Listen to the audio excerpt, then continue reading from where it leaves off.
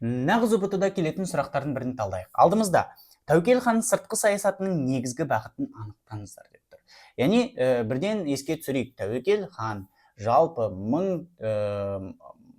уақыт бойынша алатын болсақ 1583 жылы таққа отырады, 1598 жылдар аралығында билікте болды. Оның билік еткен кезеңі Хақназар мен Шығайдан кейін болды. Ал Хақназар мен Шығайды еске түсіретін болсақ, үнемі бір аймақ үшін күрес жүргізді. Бір аймақ ол Бұхар хандығымен күрес. Бұхар хандығымен күрестің басты аймағы ол әрине де Сыр бойындағы қалалар болды. Ондағы Түркістан, Шаш, тағы да көптеген басқа қалалар маңызды болды, өйткені онда өте көп ақша болды, сауда жолдары болды. Одан алынатын табыстың арқасында хандық одан сайын гүлдену керек болды. Тәуекел сол мақсатта Бұхар хандығымен соғыс жүргізген болатын. Сол себепті жауап мында С. Сырдария қалалары үшін күрес. Жауабын белгілеп алыңыздар. Сұрақ қызықты болса лайк басып кет.